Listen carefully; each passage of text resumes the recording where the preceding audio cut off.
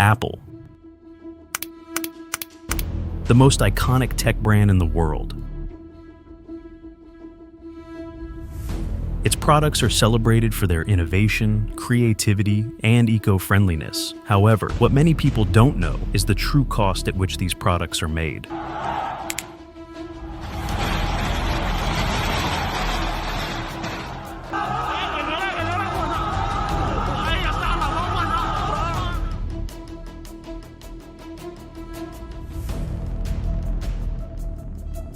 This is Apple Park, often perceived as the heart of Apple's operations. Yet, according to their own reports, Apple has over 1.4 billion users around the world. Now, you might wonder, can this facility truly accommodate that many? Well, you're right, they want you to think that way. But in reality, the true production hub lies elsewhere, an area many experts refer to as the dark side of Apple. It all started in 2007, when Steve Jobs introduced the first iPhone, and millions of iPhone fans rushed into stores to get one. This was good news for Steve Jobs, but there were two significant challenges he had to overcome. He needed to partner with a factory that had a very fast production line, and the factory had to produce iPhones at lower prices to compete with other brands.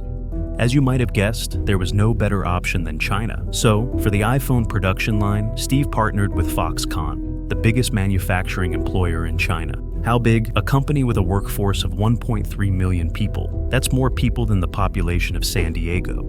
So, you are a poor 20-year-old from a village in China, and you need to feed your family fast. You've heard of this employer called Foxconn, and you've heard about iPhone City, their biggest factory where pretty much everyone gets hired, as long as they can recite the English alphabet. You hear that you will spend your days living in a room with 7 other workers, and in the mornings, you will walk over an hour to the factory. After 10 hours of work, you will walk another hour back home. You hear that the work will be boring, but at least it will give you a decent, stable income. But what they don't tell you is that in order to keep your job, you'll have to work overtime, sometimes even 14 hours a day, 7 days a week, doing the same boring tasks over and over again. Because Foxconn alone is responsible for producing over 70% of iPhones around the world, factory workers at Foxconn make 350 phones in a minute. Every time a new iPhone launches, their overtime work increases dramatically. And if your boss asks you to pull a 12-hour shift at the last minute, you say yes. Otherwise, they will just replace you with someone else. If you make one mistake, your boss will force you to write an apology and read it in front of everyone. And all of this is just for around $340 a month, which is way below the normal average. Because of this stressful workplace, a lot of Foxconn employees were facing depression. Confused and grieving family, wondering how it could have ended like this. Eventually, on the morning of July 16, 2009, Sun Dan-young took his own life by jumping from the 12th floor. In a message to his girlfriend, he wrote, "Hey, I'm really sorry. Go home tomorrow. I've run into some problems. Don't tell my family. I'm begging you for the first time. Please do it. I'm so sorry." Sun's family blamed Foxconn for what happened. A string of suicides followed, and by the end of 2011, the number had climbed to 18 people. This was a huge wake-up call for both Foxconn and Apple, and they tried to take action by putting up suicide nets around the buildings. I mean, seriously?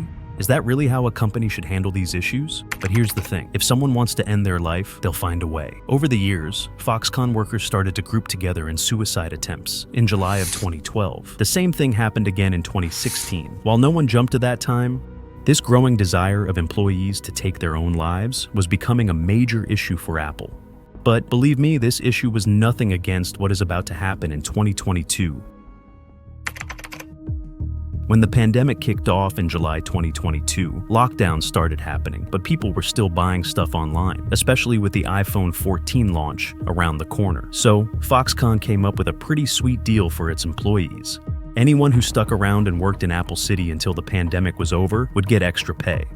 This offer was so tempting that even people from outside Foxconn started joining up. But then, things took a turn when the virus made its way into Apple City, forcing them to shut down the entire factory. Just like that, the extra pay was gone. And to make matters worse, no one could leave Apple City until every COVID case was cleared. The place was unlivable. They weren't getting paid, and they weren't getting fed. Foxconn became like a giant prison, and the workers wanted to get out. So, the angry employees fought back for their rights and started destroying everything in their way.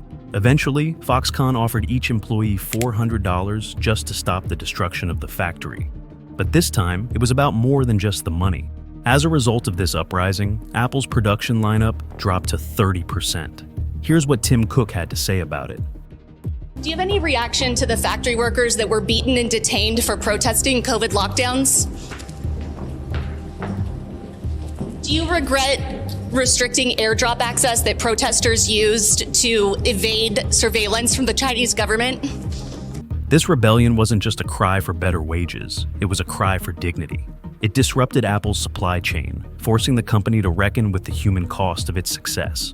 As consumers, do we ever stop to think about where our devices come from?